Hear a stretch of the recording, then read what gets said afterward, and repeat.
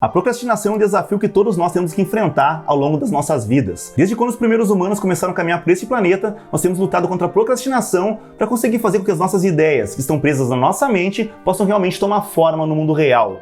20 séculos atrás, Sêneca já dizia que uma coisa que todos os tolos têm em comum é que eles estão sempre demorando para viver. Durante os nossos momentos mais produtivos, quando nós temporariamente conseguimos achar uma forma de driblar a procrastinação, nós nos sentimos super satisfeitos e realizados com a nossa capacidade de fazer as coisas acontecerem. Conseguir superar a procrastinação não é uma questão de se tornar mais produtivo simplesmente, mas também é algo que tem muito a ver com o impacto que isso tem na nossa autoestima e na nossa autoimagem, onde deixamos de nos ver como seres incapazes de assumir as rédeas das próprias vontades e passamos a nos enxergar como pessoas que têm a capacidade de transformar ideias em ação. Mas como a gente faz para vencer a procrastinação? Eu acredito que a gente pode começar com a estratégia dos estoicos de implementar a mudança ação por ação. Senão Dicítio dizia que o bem-estar é alcançado a pequenos passos, entretanto, não é em si nada pequeno. Já Marco Aurélio dizia que você tem a responsabilidade de construir a sua vida ação por ação. É por isso que hoje a gente vai falar sobre como tornar aqueles momentos raros de produtividade em algo que seja mais comum na nossa rotina. A gente vai entender a ciência por trás da procrastinação e compartilhar alguns modelos e estratégias que vão ajudar a desenvolver a tua capacidade de entrar em ação. Mas antes de mais nada, a gente precisa entender direito o que é a procrastinação. Nós, seres humanos, viemos procrastinando por séculos ou milênios. Na verdade, esse problema é tão atemporal que os antigos filósofos gregos, como Sócrates e Aristóteles, criaram uma palavra para descrever esse tipo de comportamento: acrasia. Acrasia significa não ter comando sobre si mesmo. É um estado em que agimos contra aquilo que consideramos ser o correto. É quando deixamos de fazer algo que deveria ser feito para fazer algo que é mais fácil ou mais prazeroso. Já nos dias atuais, a procrastinação é definida como um ato de atrasar ou postergar uma tarefa ou um conjunto de tarefas. Então, independentemente se formos chamar de procrastinação ou acrasia, ela é a força que previne que tu faça aquilo que havia planejado fazer. Ou seja, é aquilo que te previne de alcançar os teus objetivos.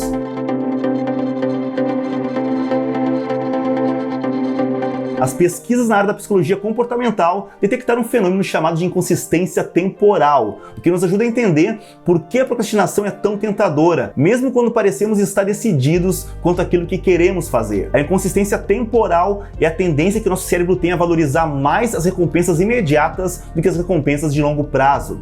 A melhor forma de entender isso é imaginar que tu tem dois eus, o eu do presente e o eu do futuro. Pensa comigo. Quando tu estipula algum objetivo, como perder peso, escrever um livro ou aprender um novo idioma, tu tá, na verdade, fazendo planos pro teu eu do futuro. Tu tá projetando como tu quer que a tua vida seja no futuro. Os pesquisadores descobriram que quando nós pensamos sobre o nosso eu do futuro, fica muito mais fácil para o nosso cérebro perceber o valor em tomar ações com benefícios de longo prazo.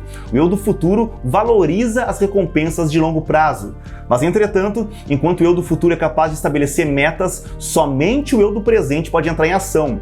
Quando chega a hora de tomar uma decisão, tu não tá mais fazendo uma escolha pro teu eu do futuro. Agora tu tá no momento presente e o eu do presente gosta de gratificações instantâneas e não de recompensas de longo prazo. E esse é um dos motivos pelos quais tu vai pra cama se sentindo todo motivado em fazer uma mudança significativa na tua rotina, mas ao acordar pela manhã, tu te vê caindo novamente nos velhos padrões, fazendo as mesmas coisas de sempre e novamente cedendo aos caprichos da procrastinação. Isso tem origem na nossa cadeia evolutiva. Nós temos que lembrar que o nosso cérebro ele foi programado ao longo de milênios para poupar energia e no passado uma das maiores preocupações da nossa espécie era, antes de mais nada, garantir a sobrevivência. Nós não tínhamos a opção que temos hoje de racionalizar sobre a possibilidade de construir um plano a longo prazo, por exemplo. Nós precisávamos garantir nossa sobrevivência no momento atual, no presente, e o futuro era algo que iríamos nos preocupar apenas no futuro. E é por isso que a gente tem uma tendência de ceder as recompensas imediatas, momentâneas, porque a humanidade tinha que sobreviver num ambiente de profunda escassez.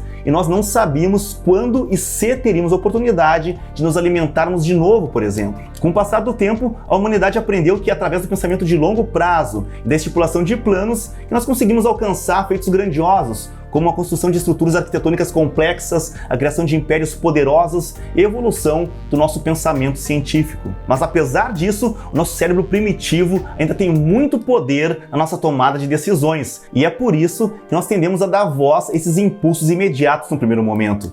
E muitas vezes acabamos esquecendo de um recurso que a humanidade vem tentando domar há muito tempo, mas que nem todo mundo costuma praticar, que é a nossa capacidade de raciocinar de forma lógica e pensar no longo prazo, ao invés de simplesmente ceder aos prazeres momentâneos e primitivos.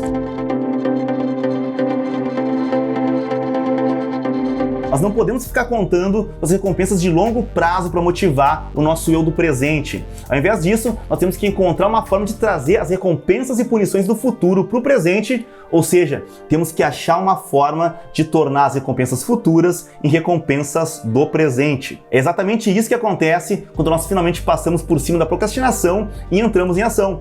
Por exemplo, vamos dizer que tu tem que escrever um artigo para a escola, para a faculdade ou para o teu trabalho. Tu sabia que tinha que escrever esse artigo há semanas, mas mesmo assim tu seguiu postergando dia após dia. À medida que o tempo passa, tu começa a se sentir incomodado e a ansiedade começa a aumentar cada vez mais enquanto tu pensa sobre esse artigo que tu tem para escrever, mas não o suficiente para te fazer entrar em ação. Então, de repente, um dia antes do prazo, as preocupações do futuro se tornam preocupações do presente e tu começa a escrever o artigo horas antes do prazo final. A dor da procrastinação finalmente ganha força e tu acaba cruzando a linha de ação. E tem algo de interessante de se notar aqui. Assim que tu cruza a linha de ação, todo aquele incômodo e ansiedade começa a diminuir. Na verdade, estar no meio da procrastinação costuma ser mais doloroso do que o próprio trabalho. A culpa, a vergonha e a ansiedade que tu sente enquanto está procrastinando são muito piores do que o esforço e energia que tu vai despender para realizar a tarefa. Ou seja, o problema não é o trabalho em si, o problema é começar a fazer o trabalho.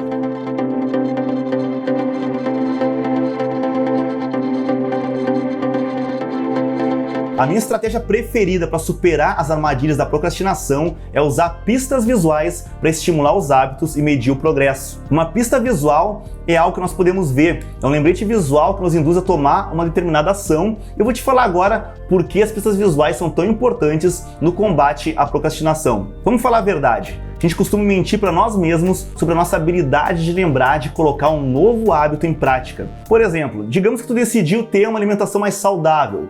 Nos primeiros dias, tu consegue fazer tudo direitinho, evita refrigerante, come bastante salada, mas alguns dias depois, a motivação começa a despencar e a correria do dia a dia começa a tomar forma e tomar conta de novo.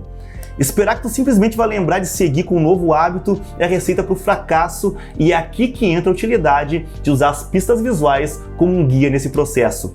É muito mais fácil conseguir incorporar um novo hábito quando temos uma forma de acompanhar o nosso progresso.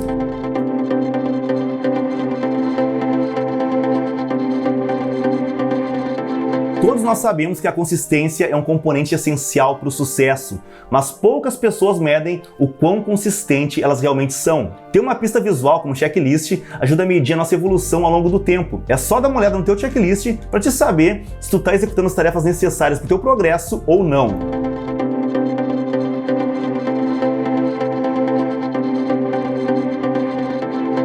Enquanto as evidências visuais do teu progresso vão tomando forma, é natural que tu comece a ficar mais motivado em continuar com o teu novo hábito. Quanto mais tu perceber visualmente teu progresso, mais motivado tu vai ficar para finalizar as tuas tarefas. Isso que a economia comportamental chama de efeito do progresso dotado, que diz que quando as pessoas são capazes de perceber o seu progresso em direção a uma meta, elas terão mais motivação para concluir uma tarefa. Ou seja, visualizar o nosso progresso passado é uma ótima forma de nos mantermos motivados e produtivos. Para saber mais sobre como fazer esse acompanhamento visual, dá uma olhada nesse vídeo aqui do card, onde eu explico as minhas técnicas preferidas para registrar as minhas tarefas e acompanhar os meus objetivos e metas. E se tu quer ter acesso a mais conteúdo sobre estoicismo e desenvolvimento pessoal todos os dias, então não deixe de clicar nos links aqui na descrição para acompanhar meu trabalho nas demais redes sociais. E também já aproveita e dá uma olhada nesse vídeo aqui do lado, que eu tenho certeza que vai agregar muito na tua jornada. Afinal, conhecimento é poder.